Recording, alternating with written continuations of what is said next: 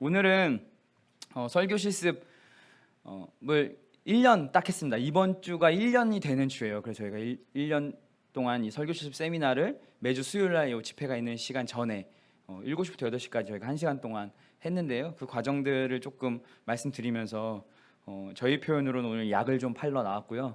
약이 잘 팔려서 새로운 지원자들이 좀 생겨서 설교 실습 2기가 스타트 되면 우리 추현수 형제님이 해주신다고 하셨으니까 2기가 좀 되기를 바라는 마음에 오늘 나왔습니다.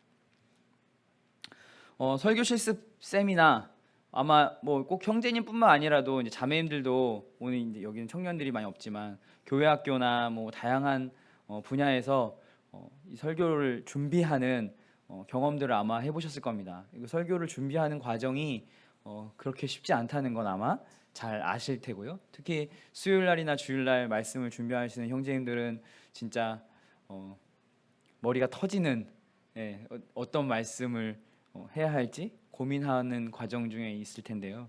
그래서 그 과정을 이 설교 실습 세미나는 실제로 하나님께서 어떤 말씀을 주실지는 각자 개개인의 상황과 또 연구 뭐 이런 것에 달려 있지만 그 주신 말씀을 어떻게 성도들에게 잘 전달할 것인가라고 하는 그 과정을 공부하고 그리고 실제로 경험하신지 모르겠지만 아마 형제님들마다 여기 나와서 하는 특유의 버릇들이 아마 있을 거예요. 어떤 형제님들은 넥타이를 만진다거나 어떤 형제님들은 어를 한다거나 저는 한동안 이렇게 머리를 자꾸 만졌는데 이유는 아시겠죠?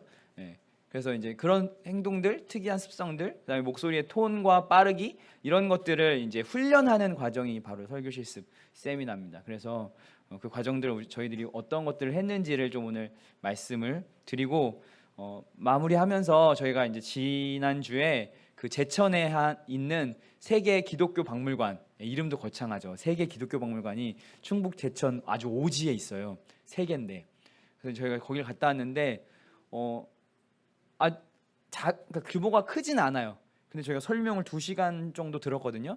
근데 거기 있는 걸 정말 설명을 제대로 들으려면 한 4시간 정도는 필요하겠다 이런 생각이 들었어요. 왜냐하면 거기에 계신 분들이 그 이스라엘, 폴란드, 이집트, 그러니까 이 성경의 역사가 반영되어 있는 나라들에 사시면서 그런 자료들을 다 모으신 거예요.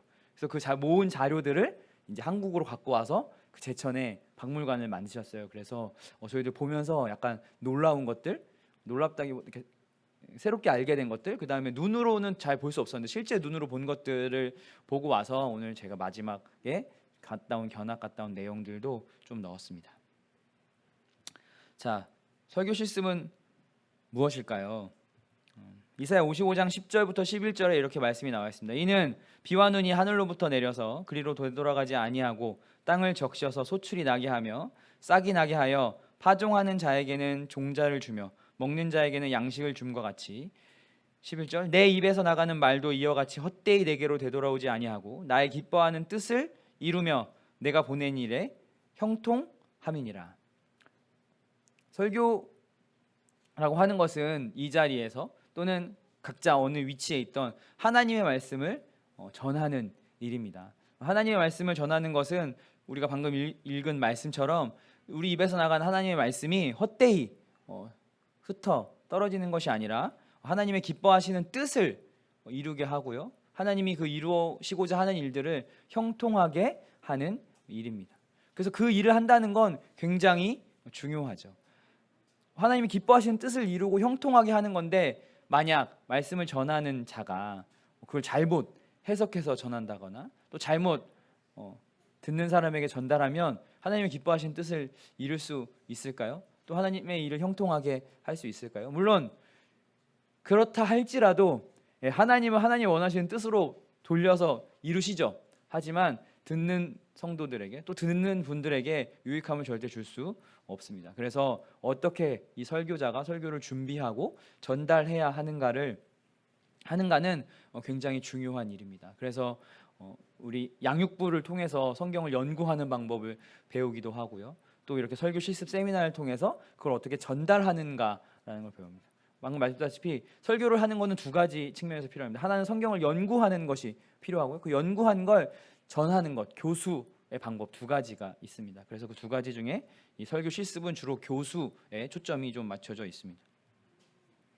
그럼 저희가 무엇을 하냐면 첫 번째는 설교의 중요성을 안다입니다. 이 과정을 하면서 저희가 책을 총 4권 뭐 공부하는 거 1권, 나머지 3권은 이제 읽었습니다.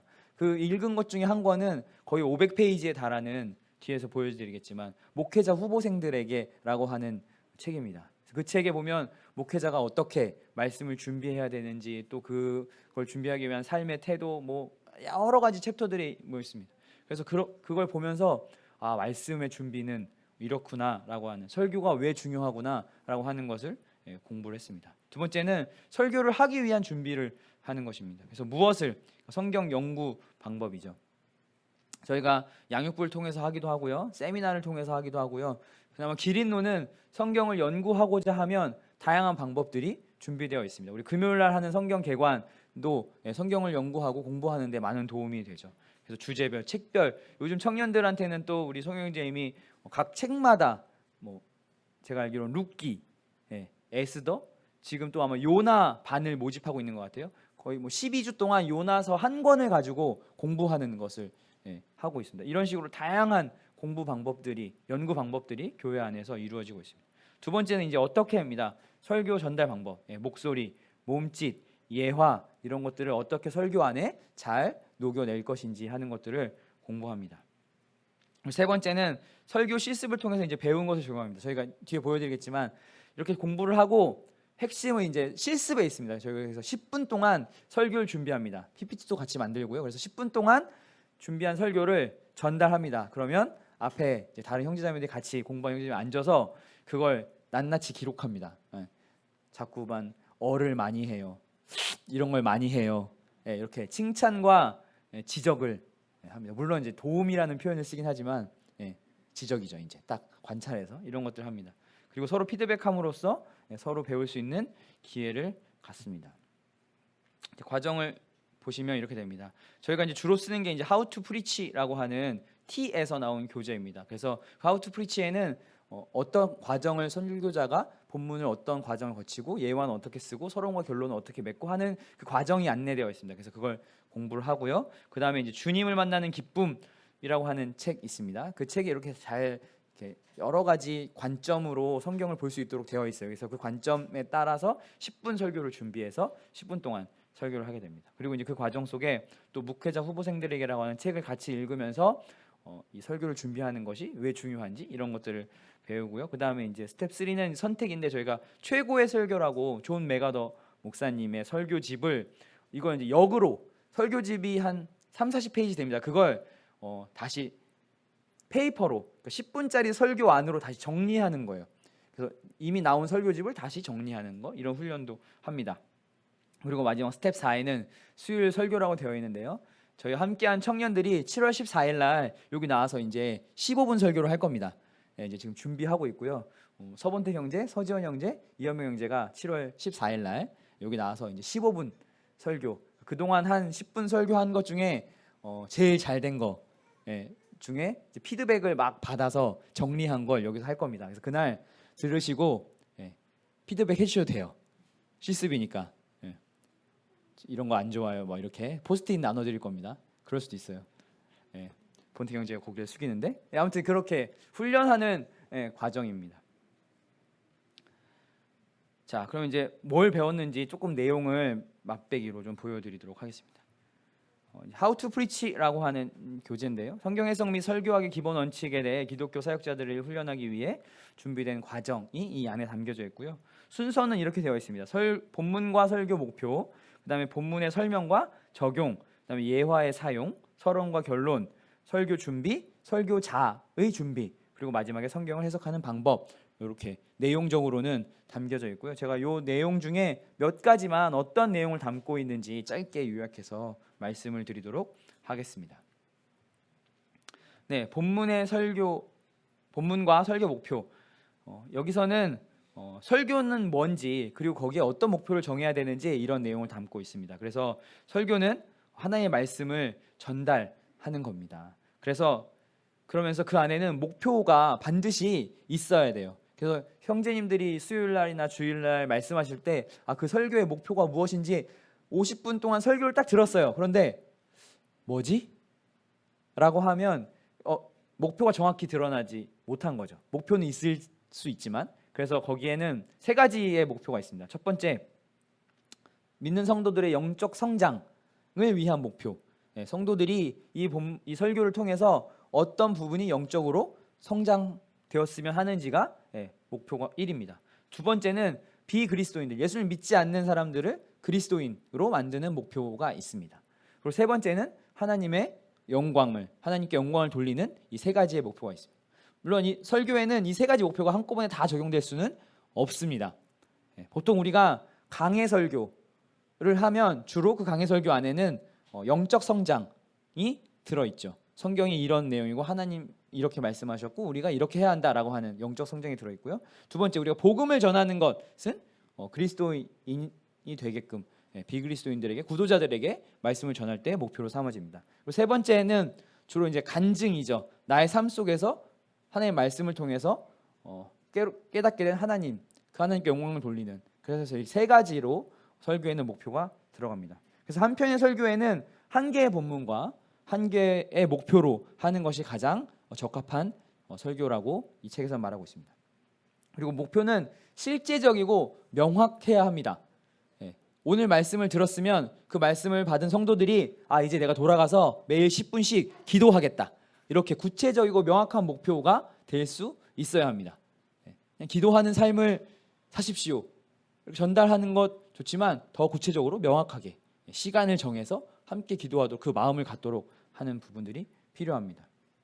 그리고 설교는 설명과 적용으로 이루어져야 합니다. 그래서 본문을 잘 설명하고 거기에 마지막에 이 설명된 본문을 어떻게 우리 삶 가운데 적용할 것인지를 담아야 하고요. 그 다음에 중요한 요점은 여러 번 반복해야 합니다.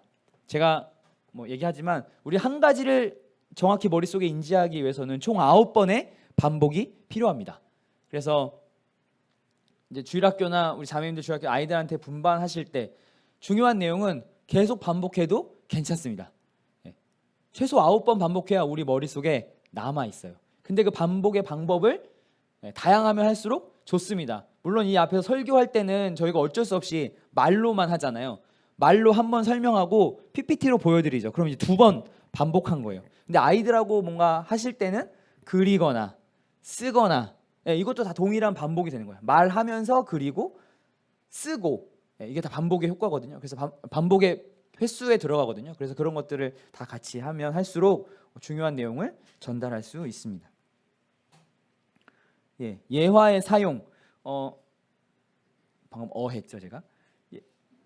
예화들을 우리가 말씀 본문 안에 많이 집어넣습니다. 근데 예화의 목적은 흥미, 일단 주의와 집중을 끌어들이는 데 필요하고요. 말씀의 명확성, 좀 어려운 본문을 쉬운 예화로 정확하게 이해하게끔 하는 데 있습니다. 그런데 어떤 설교들은 너무 많은 예화를 드는 거죠. 40분의 말씀 중에 40분의 말씀, 제가 이제 유튜브로 여러 목사님들 말씀 듣는데 어떤 분은 40분 말씀하는데 앞에 30분이 예화예요. 그리고 실제 전하는 건 한 5분. 그리고 뒤에 적용 10분. 이건 이 설교에서 말하는 제대로 된 설교는 아닙니다. 그래서 예화는 정말 중요한 포인트에 성도들의 이해를 돕기 위해 적절하게 집어넣는 것이 필요합니다. 그리고 또 목표와 전혀 상관없는 예화들도 드는 경우들이 있습니다. 저런 얘기 막 하다가 아이고 다시 돌아오고 이런 경우들이 있습니다. 그래서 예화는 적절히 쓰면 아주 좋지만 그렇지 않을 경우 본질을 흐리는 경우가 있습니다. 그 다음 서론과 결론인데요. 아마 설교 준비하실 때 아이들한테 처음에 어떻게 이걸 풀어갈지, 자매님들 보시면 앞에 처음에 어떻게 풀지, 그리고 뒤에는 어떻게 결론을 맺지 고민하실 일이 많은데 저희들이 배운 바에 의하면 서론과 본론은 본문을 다 준비한 다음에 본론에 맞는 앞에 서론과 결론을 준비하는 것이 훨씬 더 쉽게 준비할 수 있다고 하는 것입니다. 그리고 서론에는 사람들의 이목을 집중시킬 수 있는 적절한 미끼가 필요합니다. 그래서 미끼를 던지고 그 다음에 그것을 계속 본론까지 유지시킬 수 있는 낚시 바늘이 같이 필요합니다. 그래서 처음 서론 던질 때 사람들 주의를 확 끊고 그걸 계속 유지시키는 그런 전략들이 서론 안에는 들어가져 있어야 됩니다. 그리고 결론의 목적은 반드시 말씀을 듣고 실천에 옮기는 내용들이 그 결론 안에 들어가 있어야 됩니다. 그래서 결론에는 저희들이 인상 깊게 남은 말씀을 잘 생각해 보시면 결론에 감동적인 아주 짧은 예화나 목표를 오늘 말씀의 주제를 다시 한번 반복해 주는 설교들이 머리의 기억 속에 좀 남아요. 한번 생각해 보세요. 내가 들었던 말씀 중에 제일 기억에 남는 말씀은 뭔가 해보면 이런 내용들이 있습니다. 그래서 결론을 준비하실 때는 이런 부분을 잘 준비하시면 좋은 설교가 됩니다. 자, 설교 준비인데요. 우리가 다 알다시피 설교를 준비하기 전에는 기도로 당연히 준비해야겠죠. 그리고 두 번째는 설교자 자신의 삶에 적용해야 하는 것입니다. 이 부분이 제일 어렵습니다. 특히 여기에 나와서 수요일날 이렇게 주일날 말씀 준비하시는 형제님들 중에 아마 가장 어려운 부분일 거라 생각이 들어요. 내가 무슨 자격이 있어서 나 잘 못하는데 이거 그래서 자신의 삶에 적용하는 거죠. 그리고 설교 준비 순서를 보면요, 이런 순서대로 되어 있습니다. 첫 번째는 본문을 선택합니다. 두 번째는 목표를 결정합니다. 설교 본문이 정해지면 그 본문을 통해서 어떤 것을 성도들에게 또는 어떤 것을 믿지 않는 구도자들에게 어떤 부분에 하나님의 영광을 이렇게 목표를 설정하고요. 그 본문을 설교하기 위한 자료를 수집하죠. 저희들 다른 책을 보기도 하거나 주석을 보기도 하거나 인터넷에서 자료를 찾기도 하죠. 근데 요즘에 한 가지 위험한 건 인터넷에는 진짜 많은 자료들이 있습니다. 너무나 많은 자료들이 있거든요. 근데 그 자료들이 얼마나 적절한지 또 우리가 취하고자 하는 본문의 내용에 적합한지는 잘 검토하셔야 돼요. 그러니까 정말 그럴싸해요. 이거 나하고 딱 맞는 것 같아. 딱 보다 보면 마지막에 천지일보 이렇게 돼 있어요. 어디선가 사파를 찾았어요. 사파 찾아갖고 딱 갖고 왔는데 끄트머리 귀퉁이에 천지일보. 되게 많아요. 왜냐면 신천지나 요즘 하나님의 교회 이런 데서 아주 그림 진짜 잘 그려서 올려놓거든요. 그냥 모르고 갖고 왔는데 그렇게 붙을 수 있거든요. 조심하셔야 됩니다. 그래서 자료를 수집하고요. 그 다음에 이제 준비된 내용들을 어떻게 잘 배열할 것이냐, 가장 앞에 어떻게 하면 성도들의 관심을 끄는 예화를 집어넣을까, 뭐 이런 것들을 배열하는 거고요. 그 다음에 이제 그걸 정리하는 노트, 그리고 이제 연습을 해보죠. 저도 한때는 제가 수요일날 여기서 말씀할 때 안녕하세요부터 맨 끝에 기도하겠습니다까지 다 써본 적이 있어요. 그럼 보통 쓰면 한 12장 정도 돼요. 제 말 빠르기로 제가 50분을 채우면 저는 한 12포인트로 12장 정도 채우면 50분 되더라고요. 근데 이제 장단점은 그렇게 원고를 써오면 이걸 잘 반복을 잘 안 해요. 그러다 보니까 원고 쓰면 원고 보다가 어디서 막히죠? 그러면 이제 식은땀 등에서 막 나기 시작하죠. 내가 어디 얘기하고 있지? 막 이게 안 돼요. 그래서 그렇게 쓰기보단 요약한 텍스트를 좀 정리해서 전체적인 내용을 숙지하고 그 텍스트 중심으로 설교를 하는 것이 보다 효율적으로 전달할 수 있습니다. 그리고 마지막 평가. 되게 두려운 건데 평가가 필요합니다. 저도 이제 수요일날 제가 말씀하면 집에 가서 자매한테 물어봐요. 오늘 어땠어? 하면 저희 자매 잘 얘기하지 않아요. 저한테. 얘기하면 제가 기분 안 좋아하는 거 알거든요. 그러니까 꼭 평가해달라고 얘기는 하지만 기분이 좋지는 않아요. 이게 이제 뒤에 얘기하지만 뒤에 이제 얘기하겠습니다. 좋은 자세가 당연히 아니죠. 그래서 그런 설교를 하기 위해서 설교자는 무엇을 준비해야 하느냐? 첫 번째는 자기 자신을 준비해야 되는 겁니다. 계속해서 말씀을 연구하고 또 그러니까 저희들이 보통 수요일 날은 들어보시면 아시겠지만 주제 설교라고 하는 걸 해요. 그러니까 그날 전하고자 하는 주제가 있으면 그 주제에 맞게 본문을 선택해서 그 본문에서 주제를 도출해서 이야기하죠. 그런데 이제 그다음 또 하는 게 이제 강해 설교예요. 지금 소영길 형제님이 주일날 사도행전을 놓고 쭉 시리즈로 나가시죠. 이거는 이제 강해 설교에 가깝습니다. 성경의 본문을 계속해서 풀어내는 방식으로 설교를 하시는 거죠. 이게 강해 설교예요. 근데 성도들이 받기엔 강해 설교가 좀 더 딱딱하고 지루할 수 있습니다. 주제 설교는 오늘 주제를 잘 잡으면 스스로도 오늘 주제 잘 잡았어. 이렇게 좋은 자세가 아닙니다, 이건. 근데 그런 생각이 들거든요. 근데 이 유명한 설교자들이 다 얘기하는 건 강해 설교를 더 위해 노력하라고 얘기합니다. 그게 성경을 전반적으로 잘 이해할 수 있는 내용이. 그래서 저도 이제 제가 좋아하는 설교자분들이 계신데 그분들의 설교를 보면 그러니까 이런 우리 일상생활에서 이슈나 일상생활에서의 이야기를 절대 예화로 들지 않습니다. 그분들은 보면 그분들은 모든 예화가 다 성경에서 나와요. 그러니까 성경의 예화를 통해서 성경을 해석하고 성경을 풀어주는 거예요. 그러니까 그건 정말 끊임없는 성경의 연구를 통해서 바탕된 거죠. 그래서 형제님들은 그것을 위해서 저를 비롯해서 우리 준비하셔야 한다고 생각이 됩니다. 자신을 준비한다는 건 바로 그런 이야기. 하지 말아야 할 것 이제 세 가지가 있습니다. 자기 능력을 의지하는 거죠. 그래서 자기 능력을 의지하는 것 중에 제가 대표적으로 실패하는 게 아까 그런 거였어요. 본문 대충 막 써보고 이 정도면 됐어 하고 딱 이 자리에 섰을 때 원고가 기억 안 나서 자기 능력을 믿고 막 얘기하는 거죠. 이거 하나님이 기뻐하시지 않으면 물론이거니와 성도들에게 잘 전달되지도 않습니다. 자기 능력을 의지하는 거예요. 두 번째는 이제 자신의 영광입니다. 자신의 뭔가를 드러내기 위한 말씀이고요. 그 다음에 이제 역행하는 것, 말씀을 반대로 해석하고 전달하는 것. 그리고 이제 설교가 끝났을 때 갖지 말아야 할 두 가지입니다. 첫 번째는 교만해지는 것입니다. 설교가 끝나고 갔는데 뭐 우리 교회에서는 잘 그런 표현 안 하시는데 목사님들 어디든지 설교하면 오늘 목사님 말씀 진짜 은혜 받았습니다 막 이런 거 막 하거든요. 그러면 이제 그때 우쭐해질 수 있죠. 사람이니까. 하지만 설교자는 하나님의 말씀을 대언하는 것이지 자신의 이야기를 한 것이 아니거든요. 이거고요. 두 번째는 실패했다고 느끼는 것입니다. 내가 오늘 뭔가를 막 잘 준비했어. 열심히 준비했는데 그게 뜻대로 잘 전달이 안 됐어. 오늘 실패야. 이것도 좋은 자세는 아니라고 하는 것입니다. 저희가 이제 이 세 가지 책을 공부했고요. 가운데 말씀드린 목회자 후보생들에게 이제 찰스 스펄전이 지은 책이니까 그러니까 찰스 스펄전이 당시에 그 신학교에 온 신학생들한테 이렇게 강의한 내용을 묶어둔 책입니다. 저는 이제 이 책을 보면서 이게 한 500페이지 넘거든요.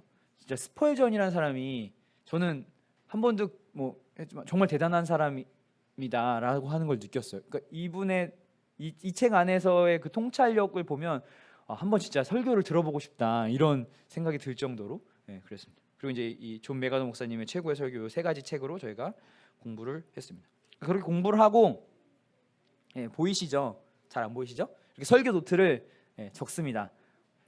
보통은 2개 또는 3가지의 본문으로 그러니까 한 본문을 2가지 또는 3가지로 챕터를 나눠서 각 챕터마다 설명하고 적용하고 거기에 필요한 예화를 집어넣고 이런 방식으로 10분짜리를 원고를 준비합니다. 해보면 늘 10분은 부족해요. 그래서 말이 점점 더 빨라지죠. 이렇게 하고요. 설교를 한 다음에는 어떻게 하냐면 제가 아까 좀 전에 말씀드린 잘 안 보이시지만 도움과 칭찬의 이야기를 합니다. 저에 대한 거를 제가 이제 찍어놓은 거예요. 그래서 여기 도움 보면 몸을 조금씩 흔드는 모습이 보여요. 제가 몸을 좀 잘 흔들거든요. 그리고 제가 이 앞에서는 잘 안 보이시겠지만 이렇게 11자로 서 있는 게 잘 안 돼요. 그래서 약간 이렇게 삐딱하게 쓰는 버릇이 있거든요. 그래서 이제 수요일 날은 저 아래서 할 땐 다 보이니까 좀 약간 삐딱하게 서는 거 이런 것들. 그리고 개인적으로 제일 싫어하는 게 PPT 만드는 거예요. 그래서 제가 되게 PPT를 성의 없이 만들거든요. 그랬더니 이제 아니나 다를까 PPT의 실수들 이런 것들을 지적이 아니라 그런 것에 도움을 준 성도들의 피드백이었습니다. 그래서 이런 과정들을 저희가 설교 실습 세미나에서 합니다. 한 1년 정도 과정이 되고요. 오늘 들어보시고 저거 나도 좀 꼭 형제님들만 하실 건 아니에요. 자매님들도 아셔야 우리 아이들에게 내가 뭔가를 전할 때 잘 준비하실 수 있습니다. 자, 그리고 저희가 이제 1년 동안의 설교 실습을 마치고 소감. 형제님들은 7월 4일날 여기 나와서 할 건데 자매님들은 그 소감을 할 수 없기 때문에 두 자매님의 소감을 제가 받아서 여기에 얹어놨습니다. 그래서 가장 기억에 남는 것이 10분 설교인데 준비하는 동안 고민하고 연구하고 기도하는 시간이 정말 뜻깊었다. 그리고 하나님의 말씀을 더 사모할 수 있는 귀한 시간이 되었다. 필요한 많은 것을 배울 수 있도록 도와주신 하나님께 감사한다. 이런 소감이 있습니다. 되게 긴 과정이었지만 이런 도움이 된다고 했고요. 두 번째 자매님은 여러 사람 앞에서 말하는 게 되게 힘들었는데 이 과정을 통해서 극복되지는 않았지만 그래도 좀 힘을 얻었다고 하고요. 그 다음에 전체적으로 이제 설교를 어떻게 준비하는지 틀을 배우고 준비해야 할 때 공부하는 부분, 또 설교 노트를 쓰는 방법 이런 것들을 배워서 도움이 되었다고 합니다. 청년 형제자매들한테 강추하고 싶고 기회가 생긴다면 신청하시길 권장합니다. 오늘 아마 제 이야기를 들으시면 신청하시는 분이 생길 거라고 믿습니다. 없어도 실패했다는 마음은 갖지 않겠습니다. 그리고 이제 말씀드린 대로 지난주에 저희가 이제 제천 박물관 다녀왔거든요. 그래서 거기 있는 내용을 조금 이후의 시간은 말씀을 좀 드리도록 하겠습니다.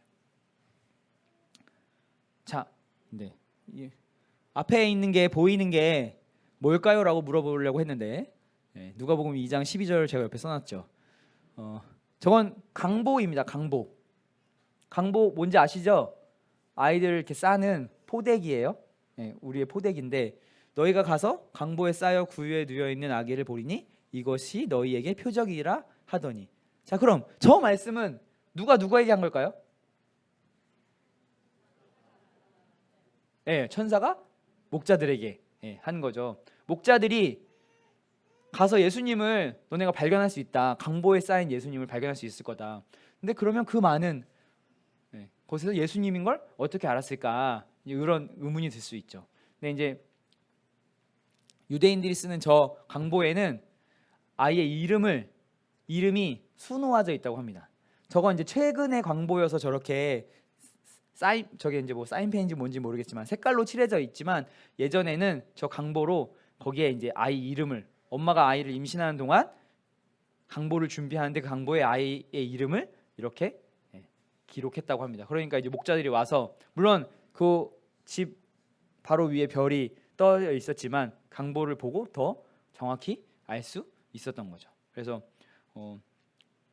이 사람을 강보로 싸는 건 이집트 문명에서 자주 보는 거예요.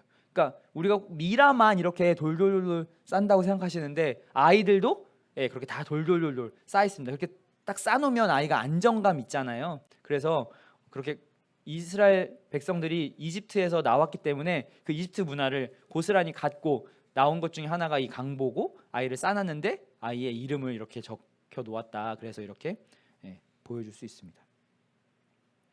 자, 두 번째는 물매예요. 물매 혹시 보신 적 있으세요? 제가 잠시만요.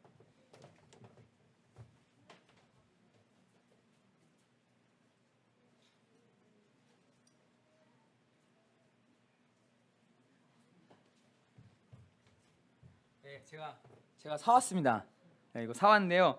이스라엘에서는 이 물매를 그 양털로 만든다고 하더라고요. 그래서 이렇게 새끼 손가락에 꽂고 이걸 잡아서 이렇게 돌려서 이렇게 탁 놓으면 날아간다고 하더라고요. 제가 몇 번 해봤는데 골리앗 이마는 못 맞췄어요. 거기 가면 2m 88의 골리앗 그림이 그려져 있어요. 진짜 2m 88. 그리고 가운데 이마에 이렇게 관역이 있어요. 그래서 실제로 이제 이걸 가지고 돌려서 맞추는 걸 하는 건데 저희 가운데에서는 송영일 형제님만 이마 근처에 얼굴을 맞추셨고 다른 분들은 다 실패했습니다. 그래서 제가 사왔는데 생각보다 어렵더라고요. 근데 당시 이스라엘은 이 물매로 군부대가 다 이 물매 부대였어요. 실제로 사울 왕 시기에 무기를 든 자는 사울과 요나단 정도고 나머지는 다 뭐 막대기, 이런 물매 무대 이런 거였죠. 그래서 이런 물매들이 이렇게 나왔고 돌은 계란보다 조금 더 큰 돌 정도를 사용했다고 합니다.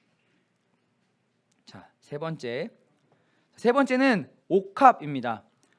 잘 아시는 대로 예수께서 베다니 나병 환자 시몬의 집에 식사하실 때 한 여자가 매우 값진 향유 곧 순전한 한 나드 한 옥합을 가지고 와서 그 옥합을 깨트려 이렇게 되어 있습니다. 요 앞에 투명한 플라스틱 물병 보이시나요? 이게 한 나드예요. 한 337ml 정도 되는 한 나드고요. 그 바로 옆에 잘 안 보이시겠지만 요 이렇게 동그라미가 앞에 보이는 게 그 옥합이거든요.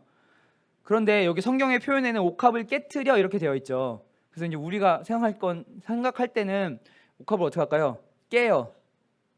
던져요?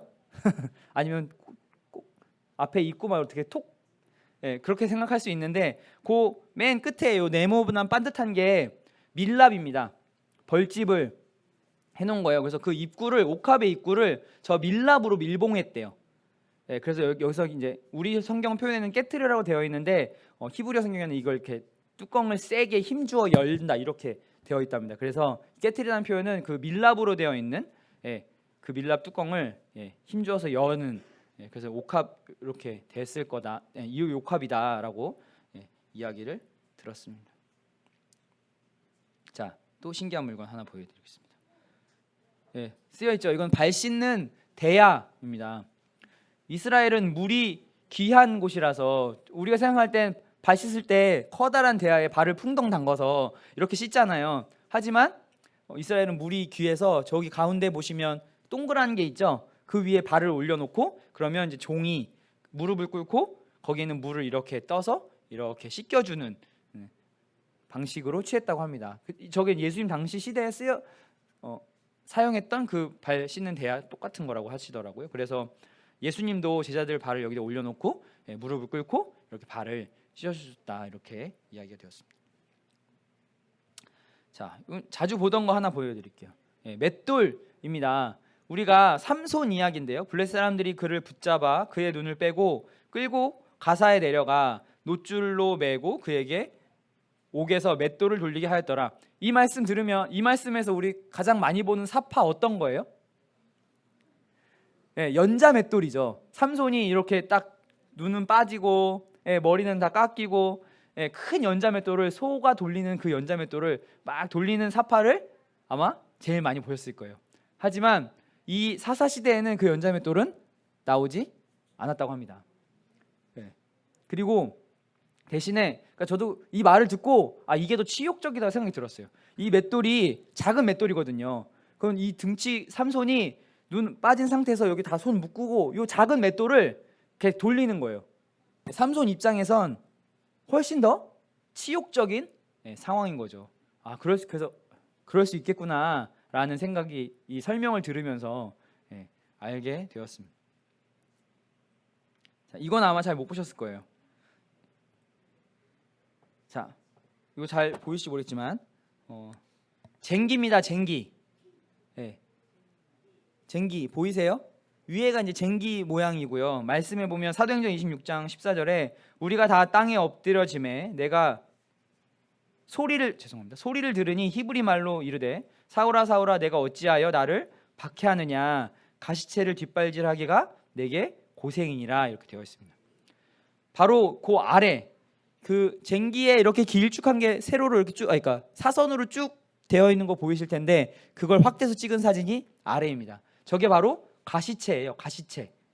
저게 뭐냐면 뾰족한 쇠로 되어 있는 건데요.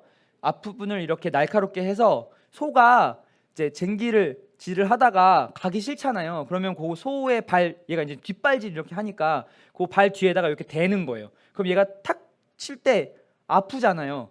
아프니까 뒷발질 안 하고 다시 쟁기질을 하고 또 뒷발질 할 때 여기 탁 다니까 아프니까 쟁기질 그걸 이제 가시체라고 하는 거거든요. 그래서 가시체가 뭐지? 라고 했는데 이렇게 생긴 가시체 앞에 이렇게 그래서 저걸 쟁기를 댔고요. 그다음에 또 이 이스라엘의 쟁기의 특성은 우리나라 쟁기는 밑에가 이렇게 삽이 이렇게 온폭하죠. 그래서 쟁기질 이렇게 가거든요. 그런데 이스라엘 쟁기는 끝이 뾰족해요. 끝이 뾰족해서 쟁기를 이렇게 져요. 이렇게. 그래서 말씀에 쟁기를 쥐고 뒤를 돌아보지 말라는 말씀이 있는데 그게 뒤 돌아보면 얘를 이제 쓰러지는 거죠. 그래서 이스라엘 쟁기는 이렇게 생겼다고 합니다. 본 물품 중에서 이게 가장 놀라웠어요, 사실. 가시체 이렇게 생겼구나. 자, 그 다음은 이제 초막절에 여긴 이스라엘의 모습이에요. 실제 여기 세계박물관 가면 초막절 초막절에 쓰는 초막을 지어놓은 것이 있는데요. 이스라엘이 초막절이 되면 실제 이렇답니다. 아파트 베란다에 이렇게 초막을 지어요. 그들이 그리고 이제 반은 덮고 반은 잘 보이시죠 모르겠지만 볏짚을 덮어서 하늘의 별이 보이게. 그래서 아버지와 아들이 초막절 기간 동안 그 초막에 들어가서 우리가 어떻게 출애굽했고 또 하나님 광야에서 어떻게 우리를 도와주셨고 아브라함에게 저 별들처럼 이런 얘기들을 초막절 기간 동안 자녀들에게 한다고 합니다. 그래서 실제 초막에 들어가서 보니 뭐 그렇고요. 그다음에 이제 추수감사절하고 되게 연계되어 있어서 그 과실들 이런 것들을 초막에 이렇게 걸어놓고 이런 일들을 하는 것을 저희가 보았습니다. 그다음에 이제 이건 성경의 물품은 아니지만 재밌는 거라서 제가 찍어왔는데요. 나중에 송영진님이 동영상도 찍으셨는데 거기에 이제 기회가 되면 이건 딱딱이라고 하는 겁니다. 지금도 이제 이스라엘에서 쓰는 건데요. 얼마 전에 저희 성경 읽기 했을 때 에스더 읽었죠. 에스더에서 이스라엘 백성들이 제일 싫어하는 인물 누굴까요? 하만이죠. 예. 이스라엘 이제 유대인 회당에서 에스더를 읽을 때 하만이라는 문구가 나오면 이스라엘 유대인들은 요 딱딱이를 돌립니다. 이 엄청 시끄러워요. 다다다다다 막 이런 소리 나거든요. 모두 다 같이 이걸 막 돌리는 거예요. 하만이라는 이름이 나올 때만. 내가 딱딱이를 안 갖고 왔다. 그럼 그때는 막 야유 보내고 막 이렇게 야유 보내고 그런 걸 한다고 하더라고요. 그만큼 에스더서에 나오는 하만인데 지금도 지금 유대인의 성전에서 에스더서를 읽을 때는 이 딱딱이를 돌리고 야유를 퍼붓고 지금도 그렇게 한다고 합니다. 그래서 이거 설명해 주시는 분이 놀라지 말라고 했거든요. 그래서 뭐 이게 얼마나 크길래 그러겠어. 근데 와 실제로 깜짝 놀랐어요. 진짜 소리가 커서. 근데 그걸 막 50명 모인 분들이 다 막 돌리고 있다고 생각하면 저주받아 마땅한 이름이 하만 아닌가 뭐 생각이 들었습니다. 여기까지가 이제 물품이고요. 그 다음부터 이제 식물인데요. 여기가 놀랍게도 그 이렇게 숲 터널처럼 지나가면 숲을 갖고 그러니까 이렇게 정원을 갖고 놓으셨는데 그 모양을 이스라엘처럼 만들어 오셨어요. 이쪽 유대 광야서부터 이렇게 북쪽으로 쭉 올라가면 땅 모양도 그 이스라엘 땅 모양처럼 만들어 놓으셨고 저 위에 단에서는 이렇게 강물이 세 개로 나와서 그 갈릴리 바다로 이걸 다 만들어 놓으셨어요. 근데 이제 그런 지형은 제가 사진으로 보여드리기 좀 그래서 몇 가지 식물 중에 좀 신기한 것들이 있어서 또 찍었습니다. 자, 첫 번째는 요나에 나오는 박넝쿨입니다. 하나님이 여호와께서 박넝쿨을 예비하사 요나를 가리게 하셨으니 라고 하는데요. 실제로 요나에 나오는 박넝쿨은 박넝쿨이 아니라 피마자 아주까리라고 하는 식물입니다. 그래서 이게 왜 그러냐, 그게 왜 가능하냐, 이 아주까리가 하루에 30cm씩 자란대요. 그래서 이게 요나가 하나님 준비하셨는데 쑥쑥 자라잖아요. 그리고 하룻밤 만에 그래서 이 아주까리가 그런 역할을 했기 때문에 그 당시에는 박이 없었고 이거다 이렇게 말씀을 해주셨습니다. 두 번째 식물 우슬초입니다. 시편 51편 7절에 보면 우슬초로 나를 정결하게 하소서 내가 정하리이다. 나의 죄를 씻어줘서 내가 눈보다 희리이다 이렇게 되어 있는데요. 우슬초 씨앗을 갖고 와서 여기 이제 심어 놓으셨더라고요. 근데 이게 기후에 따라 차이가 있는 건데 이스라엘에 가서 혹시 이스라엘 성지답사 하신 분은 우슬초 보셨나요? 우슬초가 주로 보면 제사장이 피를 묻혀서 거기다 뿌리죠. 근데 식물이 어떻게 그게 가능하냐 이렇게 생각할 수 있는데 우슬초에 이스라엘에 재배된 우슬초에는 아주 세미한 솜털이 그 우슬초 꽃잎 이 잎사귀에 막 나 있대요. 왜냐하면 사막에서 자라는 거기 때문에 새벽에 이슬을 개가 머금고 그걸 자기의 양분 삼아서 살아야 되기 때문에 우슬초 잎사귀가 그렇게 자란 거죠. 그래서 그걸 이렇게 동그랗게 만들어서 거기에 뭔가 피를 하거나 물을 먹으면 얘가 수분을 싹 머금는 거죠. 그것이 가능한 거였습니다. 그런데 한국에서 이 우슬초를 키우니까 어떤 문제가 발생했냐면 우리나라는 굳이 그렇게 안 해줘도 비가 자주 와요. 그러니까 얘가 그 하얀 솜털을 안 만든대요. 똑같이 이스라엘에서 갖고 온 종자인데 얘는 솜털이 안 나는 거예요. 도리어 우리나라 너무 습해서 잘 썩어. 그러니까 이걸 관리하시는 관장님이 비 오면 가서 우산 씌워주고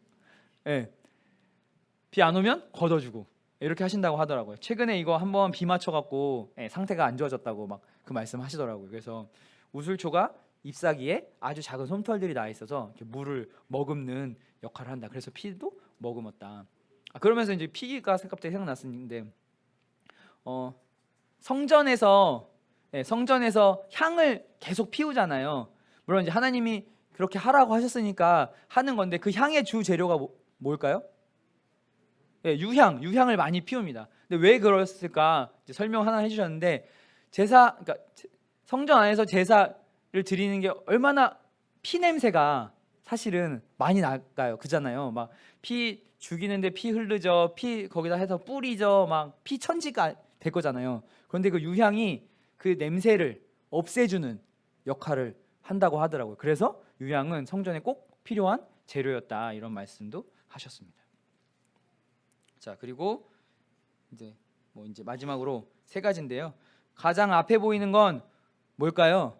요 맨 앞에 보이는 거 보이세요? 마늘? 저거 부추예요. 서양 부추. 이스라엘 백성들이 출애굽한 이후에 말씀에 제가 적어놓지는 않았는데 우리가 참외도 먹었고 수박도 먹었고 부추, 마늘 이런 거 이집트에서는 충분히 많이 먹었다. 그런데 지금 없다 이런 얘기 하거든요. 근데 그때 말하는 부추가 바로 이 부추. 이집트에서도 이 부추가 재배된다고 합니다. 그래서 된장국에 넣어 먹으면 우리나라 부추랑 맛이 거의 비슷하다고 하더라고요. 저희한테 조금 잘라서 주셨는데 맛은 약간 단맛이 나는 풀맛이었습니다. 그리고 그 옆에가 이제 상추예요. 상추 잘 아시죠? 근데 이제 성경에 보면 쓴나물 이런 표현이 많아요. 쓴나물 하면 무슨 나물 생각나세요? 쓴바귀? 그런 쓴나물을 찾아 쑥 뭐 이런 거 먹었을까 이런 생각이 드는데 사실은 이집트나 이쪽 근간에서 가장 쓴나물로 많이 먹는 건 바로 상추입니다. 상추가 쓴맛 나잖아요. 그래서 쓴나물이 어떤 꼭 쓴맛이 나는 나물이 아니라 쓴맛이 나는 여러 채소들 중에 하나인데 가장 많이 먹는 게 이 쓴나물. 그래서 이스라엘도 절기에 쓴나물 먹어야 되면 이 상추를 가장 많이 먹는다고 합니다. 그리고 마지막 이 세 번째 나무 보이시죠? 무슨 나무 같으세요? 살구나무 같으세요? 복숭아? 이건 바로 아몬드 나무입니다. 성경에 살구나무라고 되어 있는 나무는 다 아몬드 나무, 다는 아니지만 살구나무에 표현된 건 거의 다 아몬드 나무입니다. 아론의 지팡이 무슨 나무? 아몬드 나무. 아몬드 나무예요.